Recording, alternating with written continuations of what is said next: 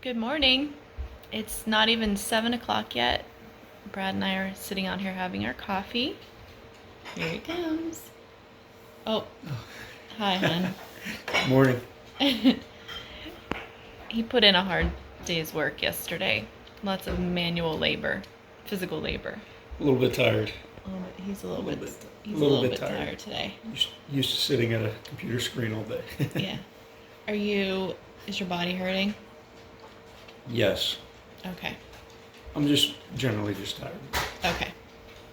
So we are having our coffee, but every video I've posted, somebody has asked about our coffee, my coffee maker, which we have an espresso maker because I already showed, in one of the videos I put a little text box that Brad roasts our coffee beans. How long have you been doing that? Probably about 4 years. 4 years? 4 years. Okay, 4 years. He has a little home roaster. It fits about 4 ounces of coffee. I think I got you that for Christmas one year, right? Yes, For your ma'am. birthday or something? Yeah. Yep. You roast once a week, once every 1.5 weeks, something like that. Yeah. He keeps us stocked.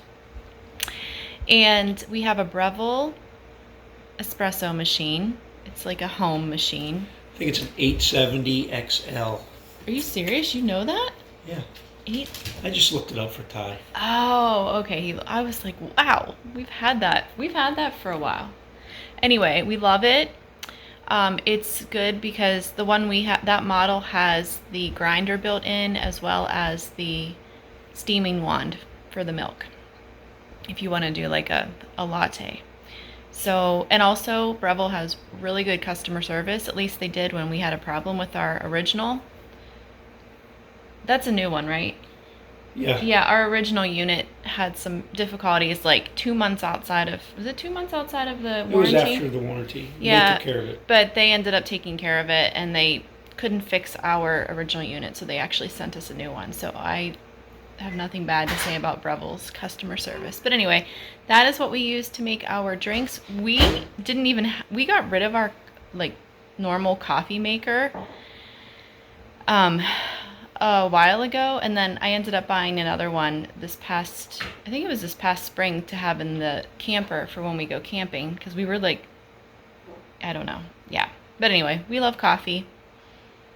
We are kind of particular about our coffee, which I'm not necessarily proud of, but it's what happens when your husband roasts your own coffee beans.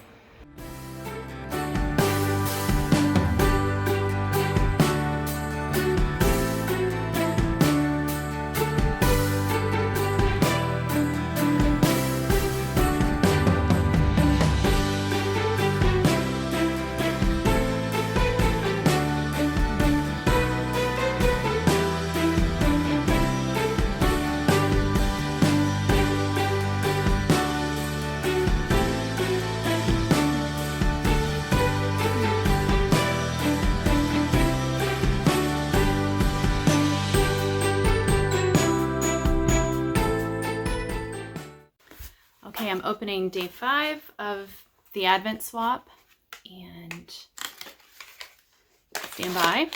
You can hear a little crinkling. Oh, this is, okay, so this is Carista's own hand-dyed yarn. And the name of this colorway is Coral.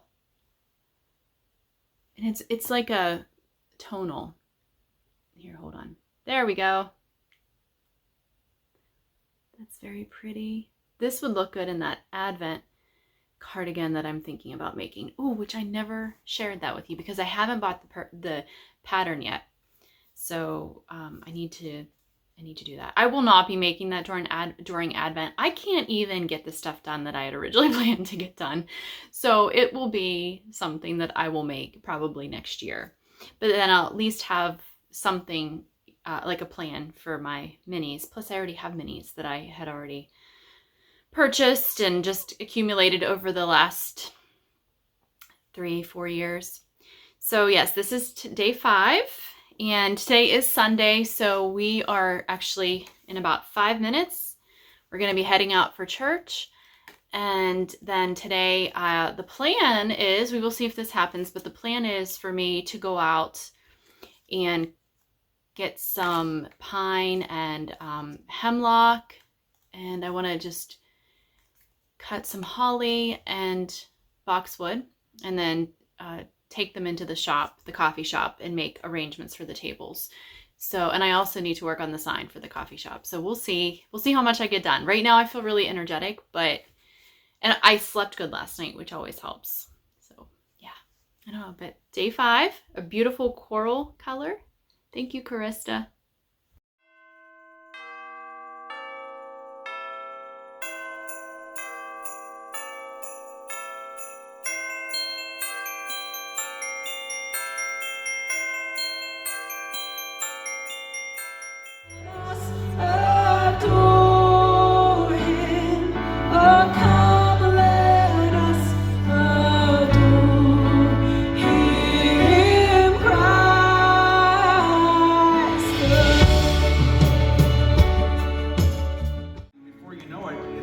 Surrounded by this black pit of hopelessness and despair, and the world's just falling apart, and what's the point?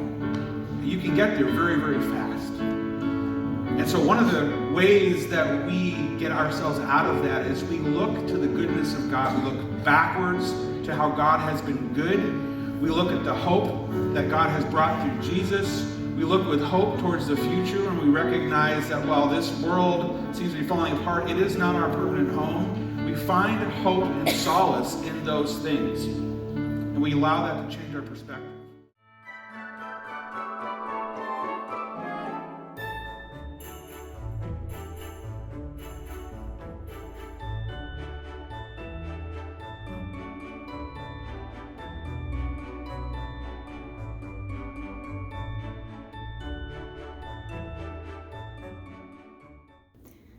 All right, so we are home from church. We've eaten lunch, and I'm just actually getting ready to hang some wreaths up on the doors.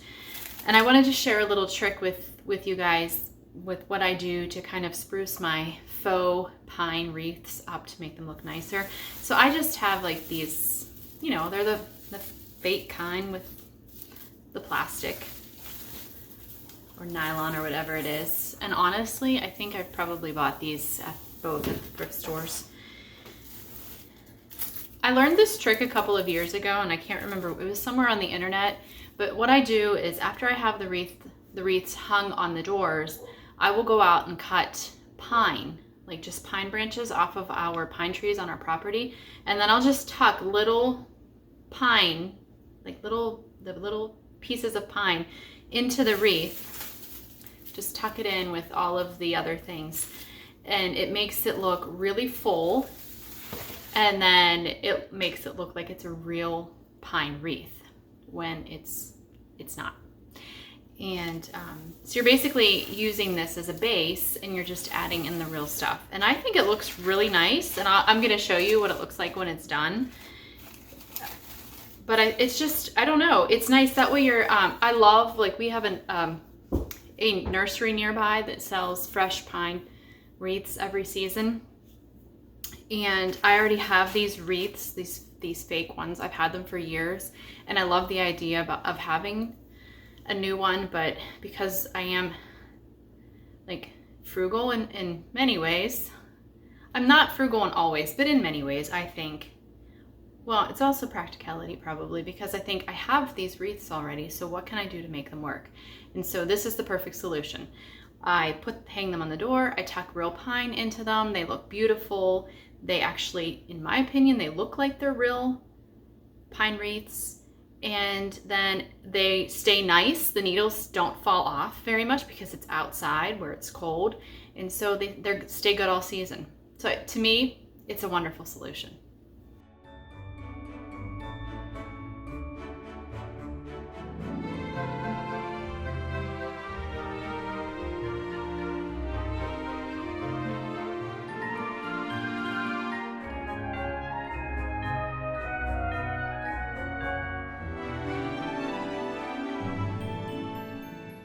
All right, let's go trim some pine and spruce up our Christmas wreaths.